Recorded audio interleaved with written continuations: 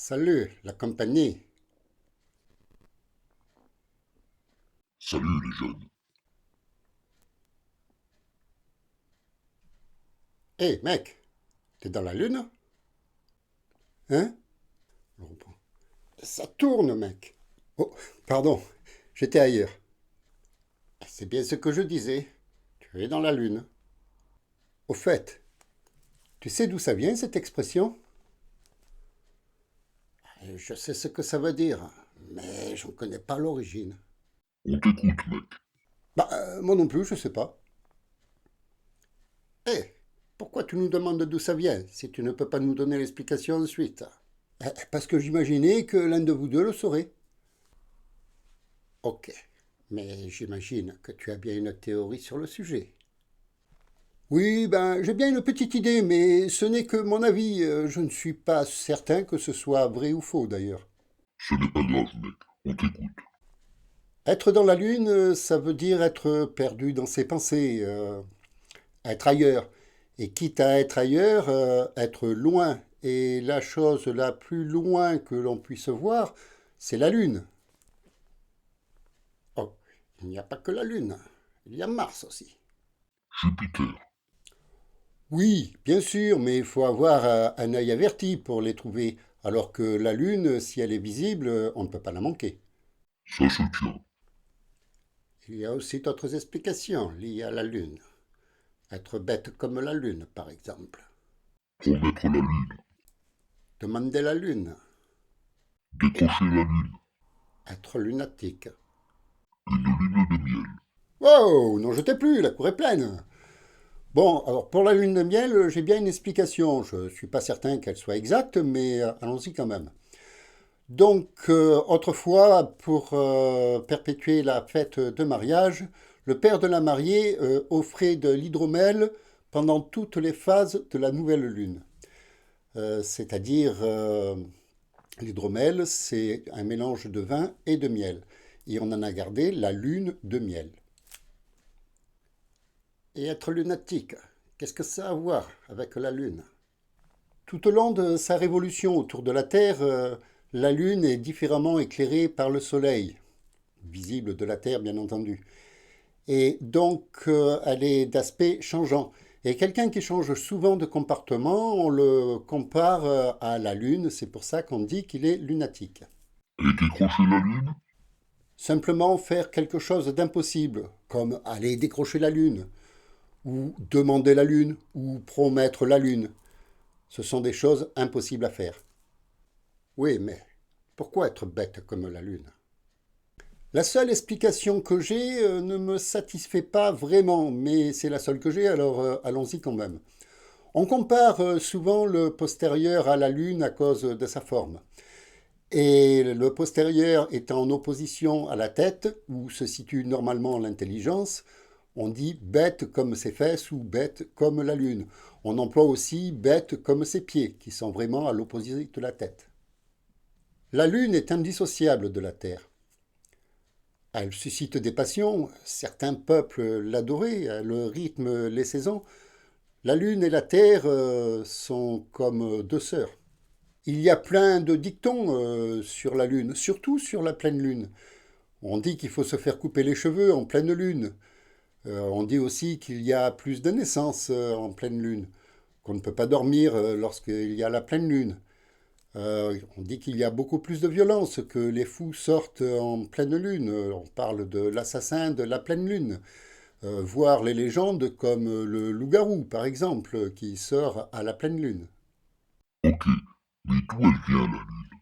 L'hypothèse la plus probable, c'est qu'elle ait pris naissance au début de notre système solaire. À cette époque-là, il y avait beaucoup plus de planètes qu'aujourd'hui. On en compte à peu près une vingtaine. Ce n'était pas encore vraiment des planètes, c'était des protoplanètes, des boules de lave en fusion. Elles orbitaient très proches les unes des autres et quelquefois il y avait comme un jeu de billard cosmique.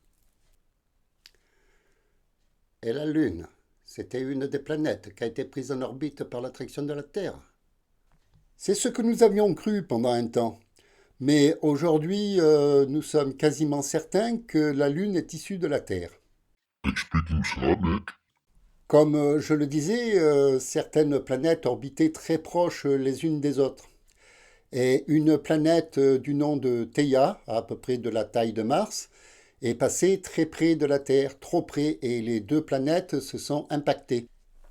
Mais ces deux planètes, l'une de la taille de Mars et l'autre de la taille de la Terre, elles se percutent, il ne reste que des débris. C'est un peu ce qui s'est passé. Beaucoup de matière a été éjectée dans l'espace lorsque ces deux planètes ont fusionné. Et une bonne partie de cette matière est revenue sur Terre. Le reste de la matière a orbité autour de la Terre en un gigantesque anneau. Et dans un temps relativement court, cet anneau s'est aggloméré petit à petit pour former la Lune. C'est quoi, rapidement, pour toi? 2 ou 3 siècles. Ça peut paraître long à l'échelle humaine, mais à l'échelle de l'espace, ce n'est qu'un battement de cils. Donc, la Lune, ce n'est qu'un morceau de la Terre. J'imagine que ce sont des débris de ces deux planètes. Mais comme les deux planètes ont fusionné en une seule, on peut dire que oui, la Lune est bien issue de la Terre. Et ensuite, mec? Et bien ensuite, la Lune est restée en attraction autour de la Terre, très très proche au début, et sa période de révolution était très courte. Et l'attraction qu'elle avait sur la Terre était énorme, ce qui donnait des effets de marée énormes, ce qui a contribué à brasser la lave de la croûte terrestre pendant des millions d'années. Puis la Lune s'est progressivement éloignée de la Terre.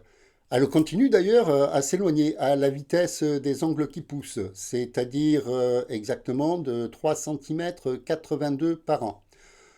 Ce n'est pas énorme, hein. Il faut des millions d'années pour que la Terre se soit éloignée de quelques kilomètres.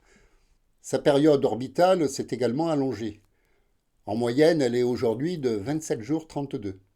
On compte en général 28 jours, mais c'est 27,32.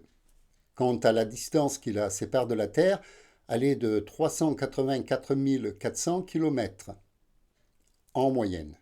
Car à son périgée, quand elle est au plus proche de la Terre, elle est à 346 410 km.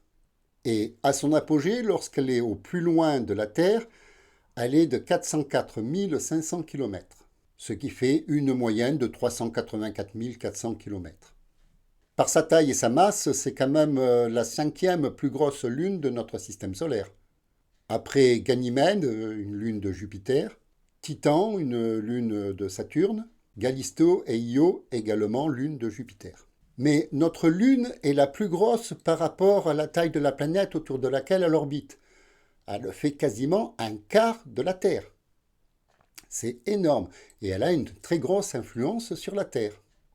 Eh oui, l'attraction de la Terre maintient la Lune en rotation synchrone, c'est-à-dire qu'elle présente toujours la même face vers la Terre. C'est pour ça que la Lune a une face cachée. Mais en même temps, l'attraction de la Lune maintient la Terre sur une inclinaison de 23 degrés en moyenne, ce qui nous a permis d'avoir des saisons. C'est d'ailleurs grâce à ça, tout au moins en partie, que la vie a pu émerger sur Terre. Tu veux dire que sans la Lune, il n'y aurait pas de vie sur Terre? Sans la Lune, la Terre n'aurait pas pu se stabiliser, il n'y aurait pas eu de saison, il n'y aurait pas eu non plus de marée. Ça aurait été plus délicat pour que la vie trouve un terrain propice pour émerger. Développe, mec? La Lune n'est pas le seul élément qui a permis à la vie de s'épanouir. En revanche, c'est un des éléments parmi tant d'autres. Quels sont les autres, mec? Bien, tout d'abord, il fallait que la Terre soit une planète tellurique, c'est-à-dire rocheuse. Une planète gazeuse ça n'aurait pas vraiment été possible. Ensuite, il fallait qu'elle soit dans la zone habitable de son étoile, ce qui est le cas ainsi que Mars et Vénus. Ce qui nous a permis d'avoir de l'eau liquide à sa surface. Il fallait aussi qu'il y ait de l'atmosphère avec de l'oxygène, et puis bien sûr qu'il y ait les briques élémentaires à la vie. Le carbone, l'hydrogène, l'oxygène, l'azote, magnésium, phosphore, etc. Et à partir de là, il y avait un point de départ. Mais sans la Lune pour freiner et stabiliser la Terre, il n'y aurait pas eu de saison, il n'y aurait pas eu d'effet de marée, les jours n'auraient duré à peu près que 6 heures, la vie n'aurait pas trouvé le terrain pour se développer.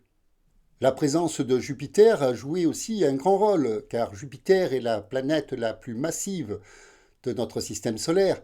Elle a une attraction phénoménale et elle attire énormément de météorites qui auraient pu venir impacter la Terre. Donc Jupiter nous sert de bouclier. La Lune également reçoit énormément de météorites qui, par le fait, n'arrivent pas sur Terre. Il y a encore beaucoup de facteurs qui rentrent en jeu. Mais ce n'est pas vraiment le sujet de cette vidéo. Je préfère consacrer une vidéo entière sur la naissance de la vie sur Terre. Ok, on comprend que la Lune est importante pour nous. Tu penses qu'un jour, on pourra aller vivre sur la Lune? Oui et non. La Lune n'est pas du tout hospitalière. À l'état naturel, la vie est purement et simplement impossible à sa surface. Elle est dépourvue d'atmosphère. Son attraction est relativement faible, 6 fois moins que sur Terre, si bien que sur la Lune on est 6 fois plus léger, ce qui entraîne des atrophies musculaires et osseuses. Elle est également dépourvue de ceinture de Van Allen. La ceinture de Van Allen, c'est un champ magnétique qui englobe certaines planètes, mais pas la Lune, ni Mars d'ailleurs. Et cette ceinture de Van Allen protège des agressions de notre étoile, si bien que la Lune est balayée par les vents solaires et irradiée par le Soleil. Donc la vie n'est vraiment pas possible sur la Lune. Il est tout de même possible de construire des structures sur la Lune, mais ce serait quand même dans des conditions relativement extrêmes. Alors je ne dis pas que c'est impossible, bien sûr, mais ce ne serait pas pour y vivre réellement. Ce serait plus des équipes de scientifiques qui se relaieraient de temps en temps à la surface de la Lune ou en orbite autour de la Lune. Il faut donc construire des structures qui rendraient la vie possible. À la surface de la Lune ou dans des grottes, ce qui serait peut-être plus efficace pour être protégé des agressions de l'étoile, mais ce serait quand même dans des conditions relativement extrêmes. Alors ce seraient des scientifiques qui seraient là pour faire plein d'expériences, mais pas pour y rester. Il n'est quasiment pas possible de rester vivre sur la Lune, sinon ça entraînerait bon nombre de maladies, notre corps n'étant pas conçu pour vivre dans ces conditions-là. Pourtant, les Américains avaient commencé à y envoyer du monde. Oui, c'était dans le cadre de la course à l'espace. Les Russes battaient les Américains à plate couture. Ils avaient envoyé le premier satellite dans l'espace, le Spoutnik. Ils avaient envoyé le premier être vivant, la chienne Laïka. Laïka n'était pas son nom. Laïka veut dire en russe chien des rues. Ils ont envoyé le premier humain dans l'espace, Yuri Gagarin. Il y a eu la première sortie extravéhiculaire d'Alexei Leonov. Les Russes battaient les Américains à chaque fois. Et ça devenait impossible pour les Américains. Alors il fallait qu'ils fassent quelque chose, et quelque chose de grandiose. Alors, le président John Fitzgerald Kennedy a déclaré en 1961 que ce seraient des Américains les premiers à aller sur la Lune. Ils ont tout mis en œuvre pour y arriver. Ils ont dépensé sans compter. Il fallait arriver avant les Russes sur la Lune. Et c'est ainsi que le 21 juillet 1969, Neil Armstrong et Buzz Aldrin ont été les 2 premiers humains à poser le pied sur la Lune. Quant à Michael Collins, il est resté en orbite autour de la Lune en attendant le retour des 2 astronautes. Il y a eu par la suite d'autres missions Apollo, mais le coup était faramineux. Et comme les Américains avaient réussi à voler la vedette aux Russes, ça ne devenait plus aussi important de retourner sur la Lune. La dernière mission a été Apollo 17, fin décembre 1972. À présent, un retour sur la Lune est fortement envisagé. Ce seraient les missions Artemis. SpaceX, Boeing et Blue Origin sont en compétition pour amener matériel et humain sur la Lune. Ça verra sans doute le jour dans les années à venir, parce que à nouveau la course à l'espace revient et les Américains ont peur que les Chinois passent devant. En revanche, si la station spatiale internationale qui orbite, elle, à 400 km de notre planète, est à l'intérieur de la ceinture de Van Allen et est protégée quand même par cette protection naturelle des agressions de notre étoile, les missions lunaires, elles, n'auront pas cette protection naturelle. Donc il va falloir élaborer des vaisseaux qui soient capables de protéger sur le long terme les astronautes. Alors l'avenir nous dira comment ces missions lunaires vont se dérouler. Bien, cette vidéo est à présent terminée. J'espère que je vous aurai donné un peu de curiosité envers notre satellite et je vous invite à vérifier tout ce que je viens de vous dire ainsi que d'approfondir davantage parce que je suis resté quand même assez succinct sur les informations. Alors n'hésitez pas à approfondir, n'hésitez pas à partager avec vos proches, histoire de voir des avis différents et histoire de chercher peut-être un peu plus ou dans une autre direction. En tout cas, si cette vidéo vous a plu, eh bien, mettez votre plus beau pouce en l'air. Ça fera toujours plaisir à la chaîne et ça flattera l'algorithme de YouTube. Vous pouvez également la commenter, en restant sympa et courtois, bien sûr, ça va de soi. Vous pouvez la partager, comme ça vous pourrez connaître la chaîne à celles et ceux qui ne la connaissent pas encore. Et pour celles et ceux qui découvrent la chaîne aujourd'hui, n'hésitez pas à vous abonner. C'est entièrement gratuit et ça n'engage à rien. Et à y être, activez également la cloche, comme ça vous serez averti de la sortie des prochaines vidéos. Allez, salut l'équipe. Et j'espère que, comme moi, vous aurez envie d'aller faire quelques petites recherches pour en savoir un peu plus sur notre satellite. Salut les jeunes, et rendez-vous à la prochaine vidéo. Et gardez toujours à l'esprit de toujours prendre le temps et le plaisir d'apprendre. Au revoir à tous et à très bientôt.